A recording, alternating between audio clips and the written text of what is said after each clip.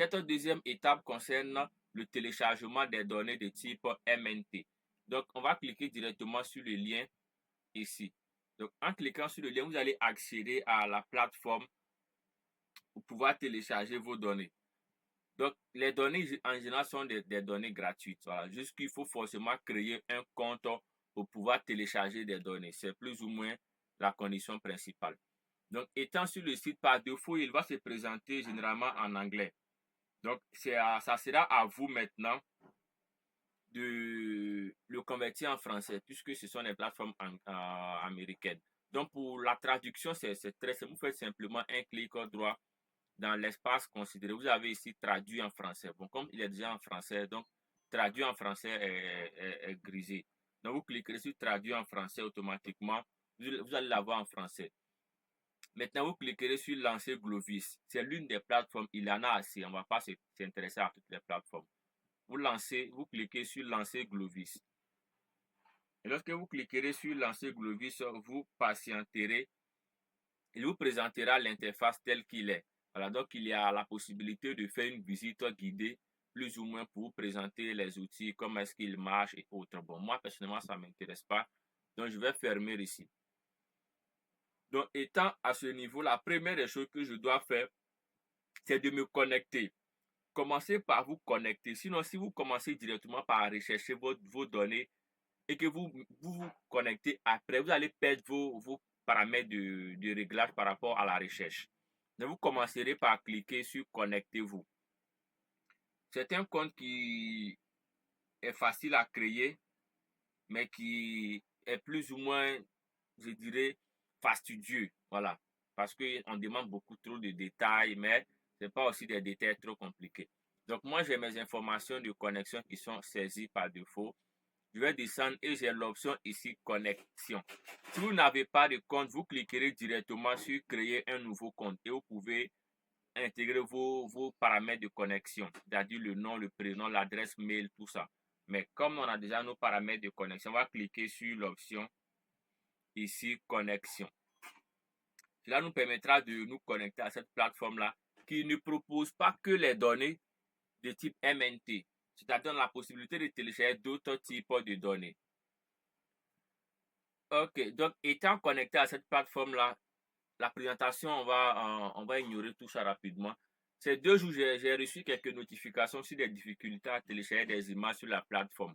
Ce qui est normal parce que ces 2 derniers temps, la plateforme était en maintenance. Donc parfois, il y avait quelques bugs et d'autres éléments. Mais je pense bien qu'à ce niveau, on a vraiment cet aspect qui est réglé. Parce qu'on avait une bannière là qui nous donnait quelques détails sur la maintenance qui était en cours. Maintenant, je souhaite télécharger une donnée. J'ai la possibilité de faire une recherche par zone avec la longitude et la latitude. Ou bien je peux à partir de ma position initiale. Je vais télécharger une donnée à partir de ma position initiale. Pour ce faire, j'ai le petit bouton là.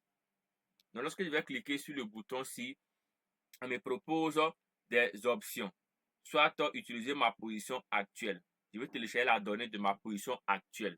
Ou bien je souhaite télécharger une donnée à partir de la longitude ou de la latitude. Ou bien je souhaite télécharger une donnée à partir de l'identifiant de la scène et autres. Donc, on a différentes options de recherche d'images.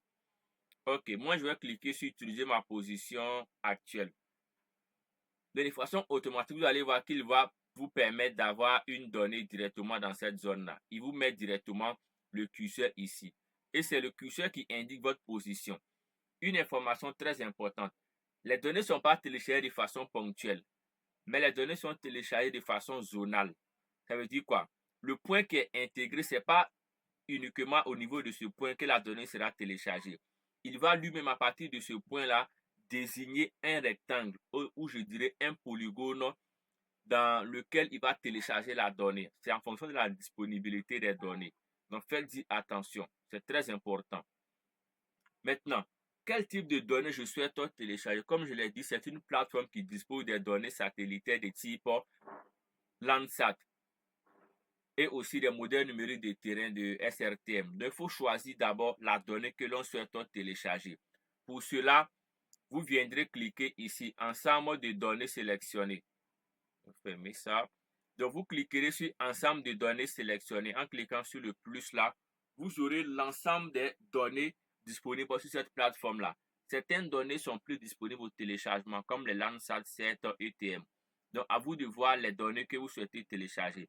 On ne mettra pas l'accent sur les données qui ne nous intéressent pas. Nous partons directement juste en fin de liste. Nous pouvons voir ici SRTM rempli de vide. Donc, on a plus ou moins que la description ici. Voilà, avec la mission de topographie radar de la navette 1 arc et 3 secondes d'arc, données numériques d'élévation du terrain, publié en 2012. Donc, on a les détails qu'il faut par rapport à cette donnée. Il va falloir simplement cliquer pour cocher. Il faut que ça soit coché comme ça. Si c'est coché, nous sommes bien partis. Nous cliquons sur ajouter des ensembles de données sélectionnées. Nous cliquons dessus. Et automatiquement, il va nous intégrer ici. Bon, je vais enlever ça pour le moment. Je vais vous montrer comment faire pour ajouter ça. J'enlève ça. Vous voyez bien qu'il a dessiné directement et ou automatiquement une zone de sélection là, dans laquelle notre point se trouve. Donc, c'est comme cela qu'il le fait. Nous ne dessinons pas de polygone.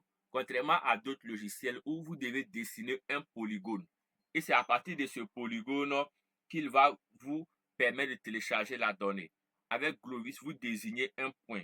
Et c'est à partir de ce point qu'il va désigner une zone de sélection ou un rectangle autour de votre donnée. Je peux faire le cas. Je vais peut-être déplacer mon curseur. Je le mets un peu ici.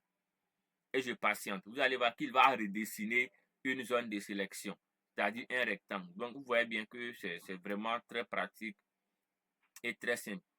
Donc, c'est comme si qu'il faudrait, autant penser comme ça qu'il faudrait faire pour pouvoir identifier ou utiliser une zone de téléchargement. Maintenant, pour lancer le téléchargement, vous voyez bien que j'ai fait partie en amont le panneau de téléchargement qui était ici. Donc, pour faire revenir ce panneau, vous allez simplement cliquer sur le bouton-ci. Donc, vous voyez bien que le panneau est là. On peut avoir plusieurs informations. Si on veut les informations sur la métadonnée est là avec tous les détails qu'il faut. Les informations sur la résolution, la date, l'identifiant de la donnée, date d'acquisition. Donc, on a vraiment tout ce qui est comme métadonnées. La position géographique, tout est là. Mais on ne va pas s'intéresser à ça. Donc, pour télécharger la donnée, c'est très simple. Vous cliquez sur le bouton télécharger qui est à ce niveau-là. En cliquant sur le bouton télécharger automatiquement, vous avez ici BIL 3 arc secondes. La donnée fait pratiquement 1,12 mégas. Donc, je vais cliquer simplement sur le bouton-ci. En cliquant dessus, le téléchargement va être lancé. Comme c'est un fichier de 1 méga pratiquement, il va aller un peu plus rapidement. Dans certains cas, il ira difficilement. Il va télécharger difficilement en fonction de l'étendue de la zone. Là, c'est sur peut-être d'autres données ou d'autres plateformes. OK. Donc, si cela est fait, on a notre donnée qui est là. Donc, on va essayer d'ouvrir le dossier dans lequel se trouve la donnée. De façon automatique, lorsque vous téléchargez, il va se retrouver dans le dossier qui est appelé téléchargement. Donc, par défaut, il sera dans le dossier téléchargement. OK, donc c'est la donnée qui est là. Donc, on peut bien voir. J'espère qu'on arrive à mieux voir parce que j'ai beaucoup de données qui sont là. OK, donc on a la donnée qui est là, qui est appelée N07W006 3 arc V2 BIL. Donc, c'est cette donnée qui nous intéresse. Donc, ce qu'on va faire à cet instant, c'est de décompresser la donnée. Il faut la décompresser. Permettez, voilà. Donc, il faudrait décompresser cette donnée-là avant de pouvoir l'utiliser. OK. Donc, on peut bien voir ici la donnée que nous venons de télécharger. Ce que nous ferons, nous devons décompresser cette donnée. Pour la décompression, il y a dans les versions de Windows 11 un outil de décompression qui est déjà intégré.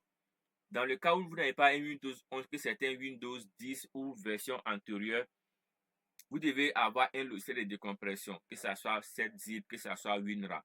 Si vous n'avez pas ce logiciel-là, tout cela sera disponible dans le canal Telegram. Donc, ce sont les données qu'on peut à tout moment télécharger, installer sans souci. Donc, pour la décompression, je fais un clic droit sur la donnée. Ce clic droit me permettra de choisir l'option qui me convient. Avec Windows 11, on a directement extrait tout. Pour celui qui a d'autres logiciels de compression, il peut l'utiliser. Sans souci, ça ne gêne pas. Donc, moi, je vais cliquer sur extrait tout. Ensuite, je fais extrait. Ok, il y a la destination comprend, bon, j'ai seulement une donnée de même nom. Donc, moi, je vais changer le nom. Je vais l'appeler MNT. Voilà, avant d'extraire, pour ne pas que ça me crée ce souci-là. Donc, clic droit, extrait. Donc, je fais extraire ici. Ok, je vais obtenir un nouveau dossier dans lequel il y a ma donnée. Donc, je vais certainement actualiser tout ça ici pour pouvoir retrouver MNT.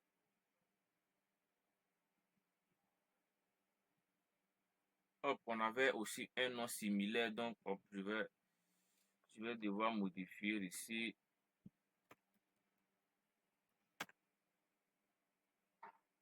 Ok, donc je vais relancer l'extraction.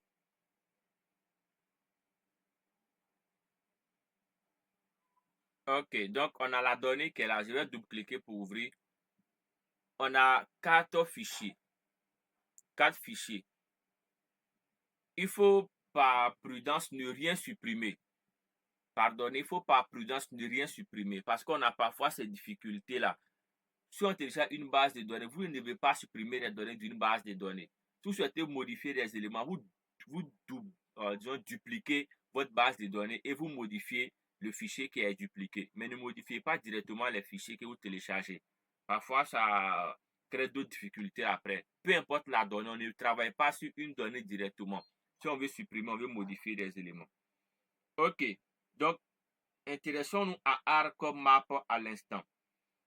Je vais dans ArcMap. On ne présentera pas réellement tous les outils. Je vais simplement aller sur les bases des éléments qui nous concernent ce soir. Donc, ArcMap est un logiciel. Moi, j'ai la version anglaise. C'est celle que je préconise. Alors, certains peuvent avoir une version française, ça ne gêne pas. Mais moi, j'utilise uniquement que les versions anglaises des logiciels, que ce soit sur ArcMap, sur Envy, sur ArcGIS Pro, tout ça. Uniquement les versions anglaises que j'utilise. C'est pas parce que je comprends l'anglais, c'est juste une préférence. Voilà. Parce que l'anglais n'est pas un obstacle, c'est simplement un outil de travail. Ce que nous allons faire pour commencer, c'est de pouvoir importer la donnée. Importer la donnée, il y a différentes procédures. On va s'intéresser à une et une seule procédure. Permettez que ça soit ainsi. Donc, pour importer la donnée, je vais cliquer sur le bouton-ci, Add Data. On peut avoir le même élément Add Data au niveau des layers. Je vais faire clic droit sur Layers. J'ai Add Data. Donc, peu importe où l'on souhaite passer, on peut cliquer pour ajouter la donnée. Je clique sur Add Data. Une particularité avec ArcMap est que avec ArcMap, vous ne pouvez pas importer une donnée qui n'est pas connectée. Donc, une donnée est d'abord dans un dossier et le dossier doit être connecté à Arc Catalogue pour qu'on puisse ouvrir. C'est un peu la particularité par rapport aux autres logiciels. On peut ouvrir toute donnée comme on veut. Il faut que la donnée soit connectée d'abord. Donc, moi, je vais vérifier si c'est déjà connecté chez moi. Donc, c'est dans le dossier téléchargement Download. Si tel n'est pas le cas, pour connecter un dossier, vous avez l'option ici, Connect to Folder. Connect to Folder vous permet de connecter un dossier. Voilà. Moi, je vais récupérer mon dossier ici. Et on peut voir données MNT. Je vais rechercher ça. Données MNT. Donc, c'est ici. Je vais double-cliquer pour ouvrir mon dossier qui est là. Données MNT. Hop. Je double-clique pour ouvrir. Et on peut bien voir mon fichier qui m'intéresse ici. N07W006. Donc, je sélectionne. Je fais Add. Ce qui me permettra d'accéder à ce panneau par rapport à quelques configurations. Je fais Yes et automatiquement ma donnée sera disponible dans mon logiciel. On peut bien voir la donnée qui est là. Ça, c'est l'importation. Donc, c'est simplement ouvrir la donnée dans votre logiciel ArcMap. Cette étape terminée, il va nous falloir maintenant aller dans les processus bien élaborés de traitement jusqu'au résultat final. Le premier niveau de traitement nous permettra de corriger la donnée. Et cette correction, nous savons bien, se fait à partir de Arc Toolbox. Donc, Arc Toolbox, c'est plus ou moins la boîte à outils. Cette boîte à outils comporte ou contient l'ensemble des fonctions que nous pouvons utiliser sur ArcGIS. Donc, commençons par y accéder. On peut y accéder par différentes méthodes. La première méthode, vous avez ici à ce niveau-là, Arc Toolbox. En cliquant dessus, il va très souvent, en fonction de votre configuration, il va être disponible ici, soit à gauche, soit à droite. Ça dépendra de votre préférence. Il peut aussi être en mode flottaison. Donc, il peut flotter sur votre écran. Vous pouvez le déplacer là où vous souhaitez. Ça ne gêne pas. Donc, moi, je vais agrandir un peu cette zone-là. On va s'intéresser dans Arc Toolbox ici, on va s'intéresser à un groupe d'outils. Donc, les outils sont regroupés par famille, par catégorie. On va s'intéresser à cet outil-là. Spatial Analysis Tools. Spatial Analysis Tool. Dans Spatial Analysis Tool, nous allons descendre un peu plus. Nous avons ici hydrologie. Donc, on commence par Arc Toolbox, Spatial Analysis Tool, ensuite hydrologie. Dans hydrologie, on va cliquer sur le plus là. Et on a un ensemble de fonctions. Donc, la plupart des manipulations de ce soir sera liée à ces fonctions qui sont disponibles ici. Commençons par la correction, qu'on appelle le premier niveau de pré-traitement, le remplissage des vides, ou bien la correction des vides, ou bien remplissage, ou bien correction des puits. Tout ça, ce sont les appellations qu'on peut attribuer à cette manipulation. Je vais cliquer sur ici Fil. Avec ArcMap, vous devez double-cliquer sur chaque fonction, ce qui n'est pas le cas sur ArcGIS Pro. ArcGIS Pro, un seul clic suffit. Mais avec ArcMap, vous devez simplement double-cliquer sur la fonction qui vous intéresse. En double-cliquant sur la fonction Fil, il mettra un peu plus de temps. Cela dépendra par rapport à la fréquence d'utilisation et d'autres éléments. Donc, j'aurai accès à ce panneau-là. Donc, dans ce panneau, on a besoin d'un seul et unique élément. Ce seul élément dont on a besoin, c'est ici. Nous cliquons sur le bouton ci et nous allons prendre l'option ici, la donnée qui nous convient. Donc, on va simplement sélectionner la donnée qui nous convient. OK. Donc, ce qui est vraiment très simple et très facile à faire parce que la correction est liée à un seul élément. Maintenant, le deuxième niveau, c'est de choisir la donnée, autrement le dossier où sera enregistrée notre information. Dans le cas ici précis, moi, je vais créer un dossier pour une raison particulière. Je vais cliquer sur le bouton ci, ce qui me permettra de créer un dossier où toutes mes données seront sauvegardées. Donc, permettez que je mette ça dans un dossier pour une raison particulière parce que je vais partager ce projet après. Pas avec vous, mais avec ceux qui tiendront les 2 dernières séances. Donc, je vais mettre, je vais actualiser tout ça. Est-ce que j'ai...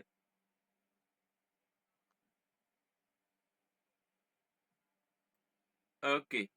Donc, dans gratuit, je vais créer peut-être septembre 2024. OK, je vais créer certainement, hop, hop, hop, hop. Bon, alors on va connecter un autre dossier. OK. Donc, je vais connecter un autre dossier rapidement.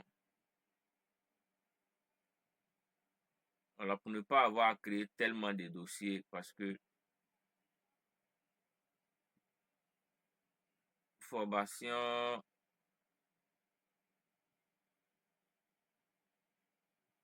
OK, je vais connecter un autre dossier, septembre 25. OK, ça marche. Donc, dans ce dossier, je vais créer un sous-dossier New Folder. Je vais appeler cela traitement. Ça, c'est vraiment quelque chose que vous devez faire. Évitez de travailler dans le désordre où vous créez les fichiers, vous ne savez pas où ils s'enregistrent. C'est vraiment pas intéressant. OK, donc, on va l'appeler, par exemple, bon, moi, je l'appelle MNT pour faire court. Je l'appelle MNT, je fais Save et je vais cliquer sur OK. Donc, je l'appelle MNT, je clique sur OK. Vous voyez bien qu'il charge à ce niveau-là.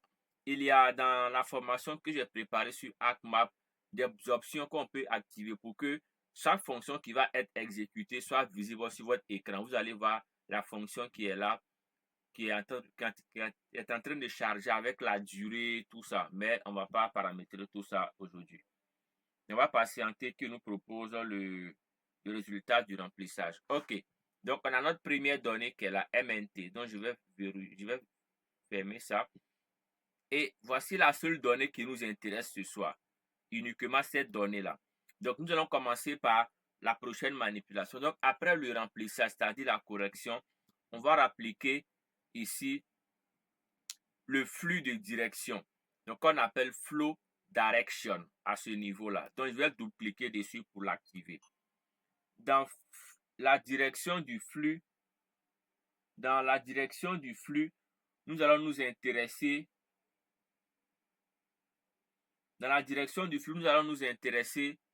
plus à notre donnée qui nous intéresse.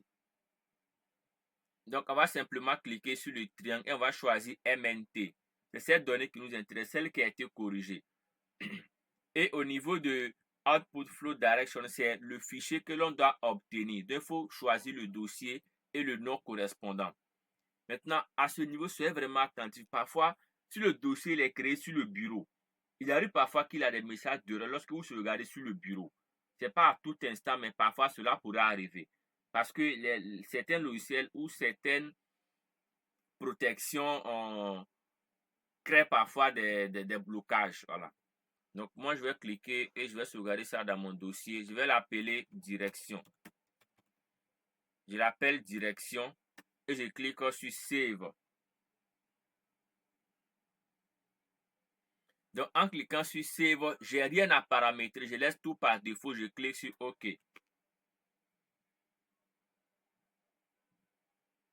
Donc, on va patienter.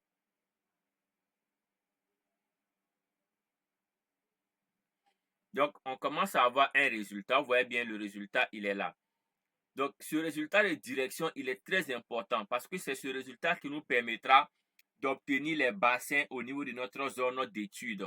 Mais j'ai fait exprès pour qu'on puisse parler des bassins plus tard. OK, donc la direction du flux est connue. Vous voyez, comme ça, c'est quand même difficile à interpréter parce qu'on a tellement d'informations en même temps. On va peaufiner encore. Pour peaufiner encore, je vais cliquer sur Flow Accumulation, donc l'accumulation du flux. Où est-ce que le flux a tendance à s'accumuler de façon globale dans notre espace de travail? Donc, je vais double-cliquer sur Flow Accumulation. Avec ce traitement, il y a un élément qu'il faudra retenir. La procédure doit être respectée à la lettre parce que chaque manipulation que nous faisons, chaque résultat qui est obtenu sera réutilisé. Il faut pouvoir bien nommer vos résultats. Donc, vous voyez, pour avoir le flux d'accumulation, pour avoir le flux d'accumulation input flow direction, vous devez d'abord intégrer le fichier de direction que nous venons de calculer. Donc, on va cliquer et on va choisir direction. Si cela est fait, avec l'option direction, on nous demande d'intégrer un fichier optionnel. Mais on va commencer d'abord par modifier le nom. Je clique là.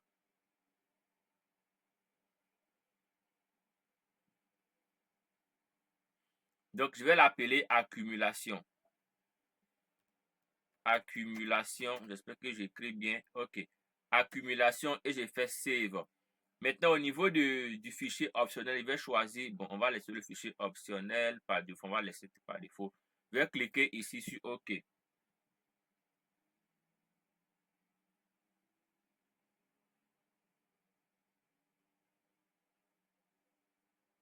Donc, on va patienter.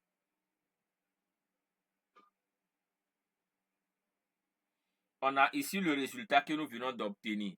Vous voyez que c'est à vue d'œil, on pourrait se demander qu'est-ce que cela.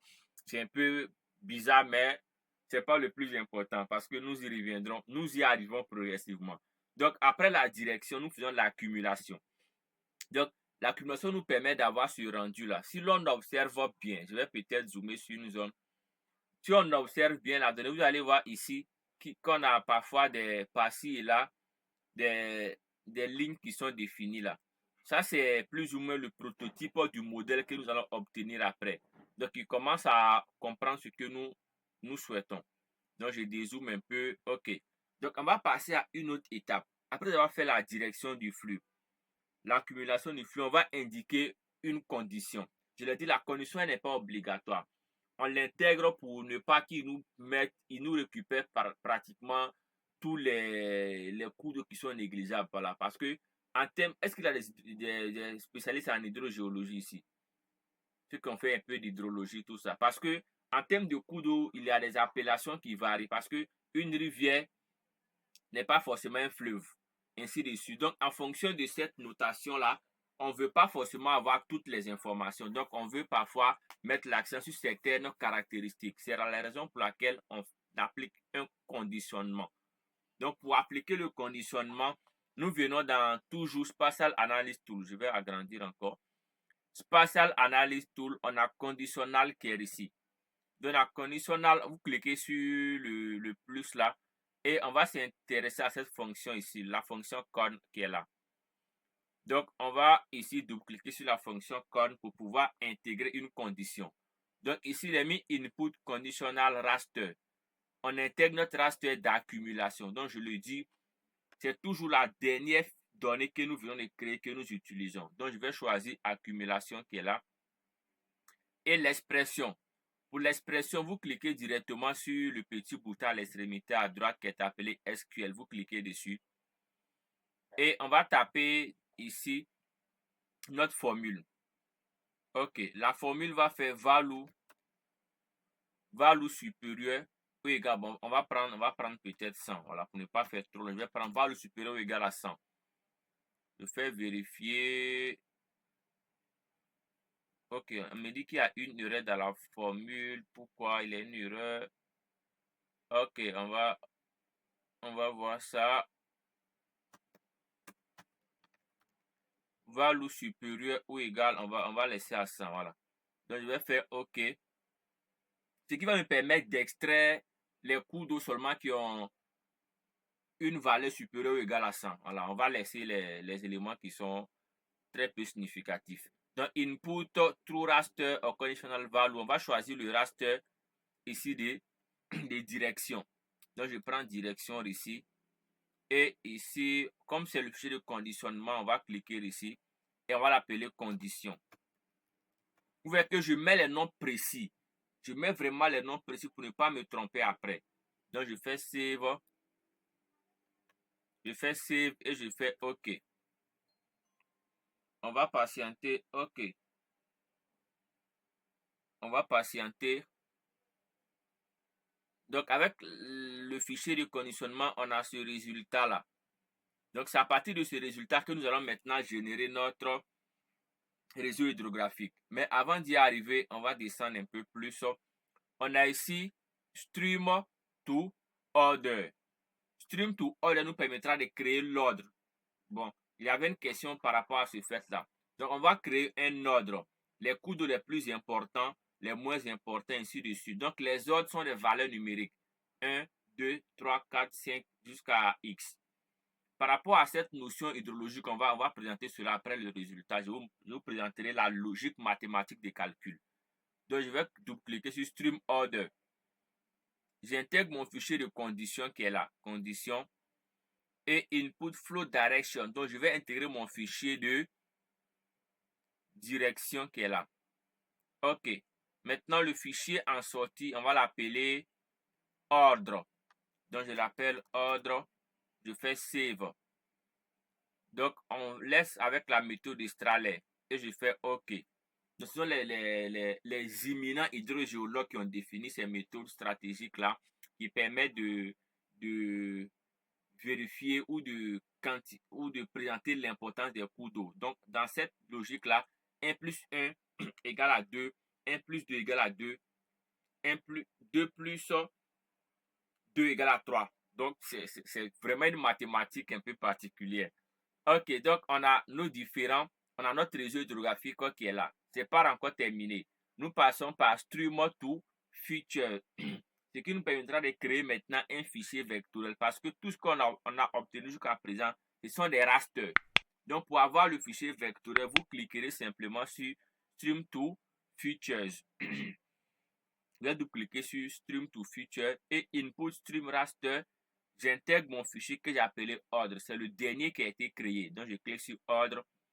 Et au niveau de ici, Input Flow Direction Raster, je vais intégrer maintenant mon fichier de direction. Et on a Output Polyline Features. Donc, je vais cliquer sur le dossier là et je vais l'appeler réseau hydro. Bon, je vais abréger. Bon, je vais abréger comme ça, réseau hydro. Je fais save. Je vais avoir maintenant un fichier vectoriel de type linéaire. Donc, je vais cliquer sur OK.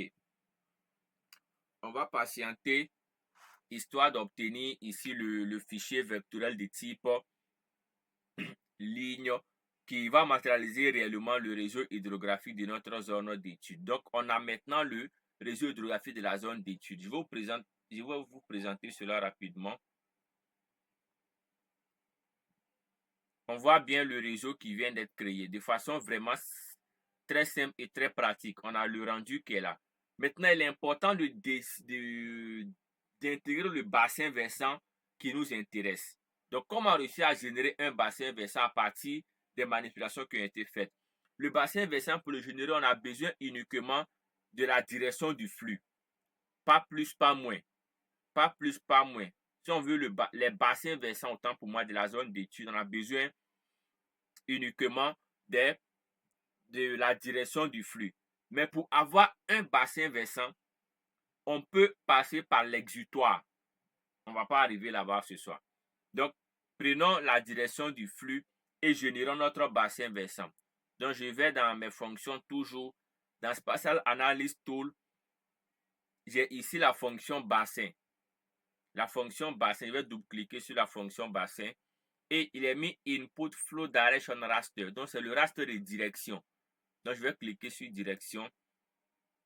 Et ici, on a le fichier en sortie. Donc, je vais cliquer là. Et je vais l'appeler bassin. Mais je le mets au pluriel. Voilà, je le mets au pluriel. Je fais Save. Ensuite, je fais OK. Il me permettra d'avoir un fichier raster qui matérialise les différents bassins à l'échelle de notre zone d'étude. Donc, on peut bien voir ici vraiment une multitude de bassins qu'il a créés. Donc, comme ça, on est limité dans les manipulations. On va mieux présenter ça. Vous voyez bien les bassins qu'il a présentés. Pour mieux manipuler ces données-là, il faut convertir ces bassins qui sont en des fichiers raster en des fichiers vectoriels. Donc, on va faire une conversion maintenant. Pour la conversion, c'est très simple. Pour la conversion, c'est très simple. On a la fonction ici, Conversion Tools. On peut rapidement utiliser ces options de conversion.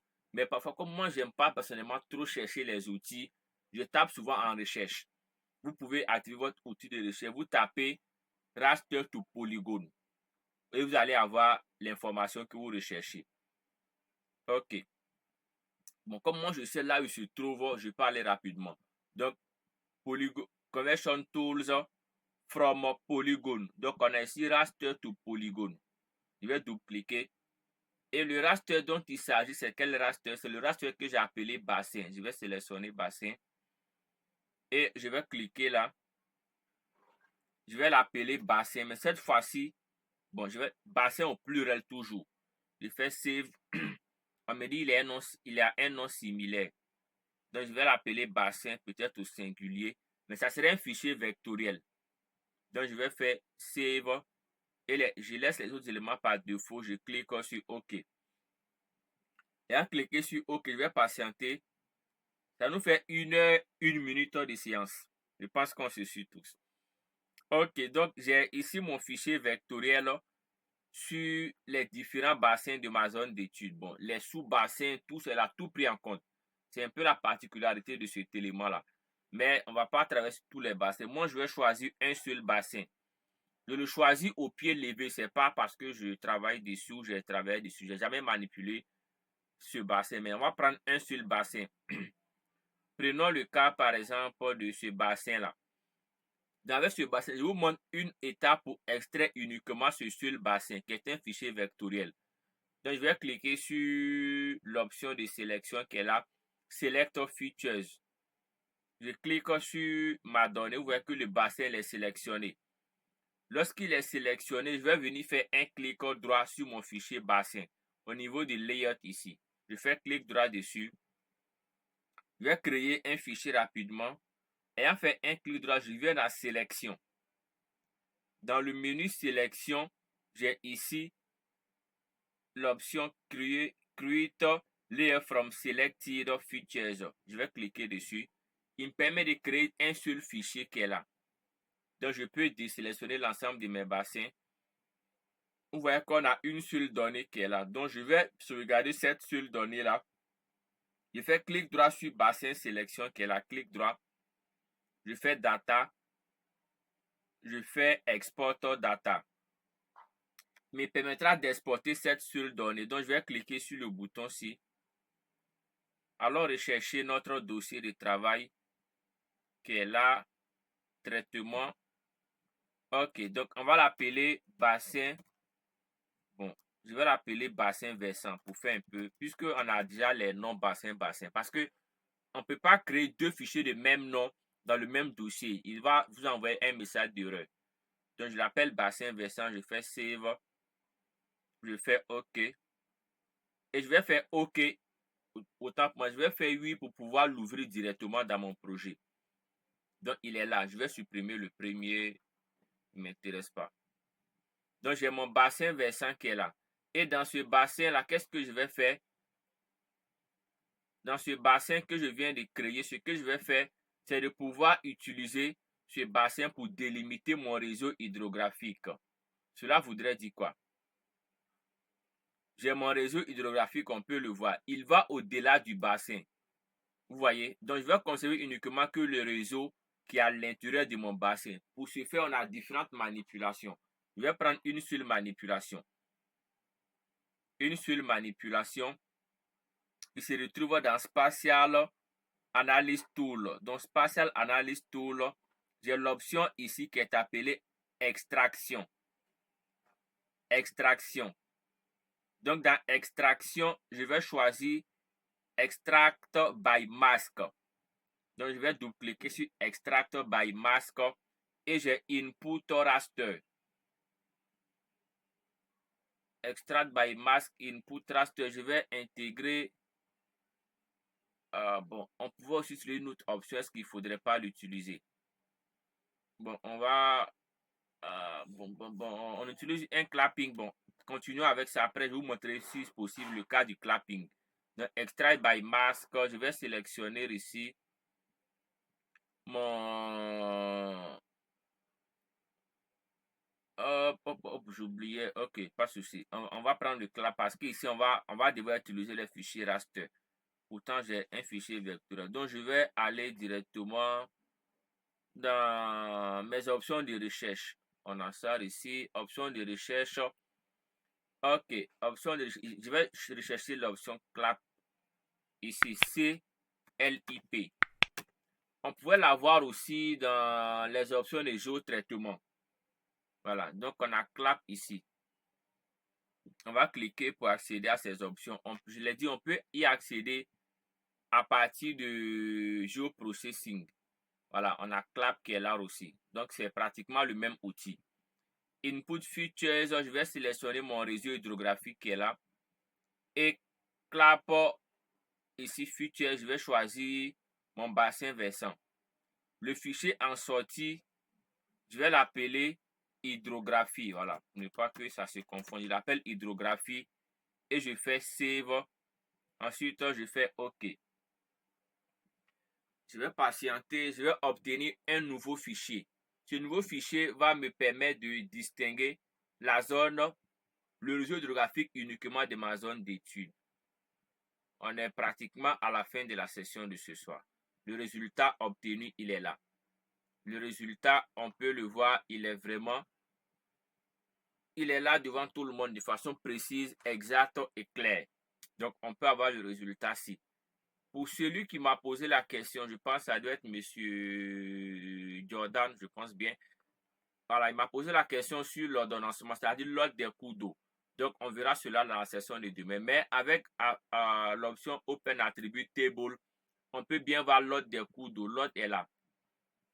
On peut voir l'ordre des cours d'eau. On part de 1 à pratiquement 5. Donc, l'ordre est là.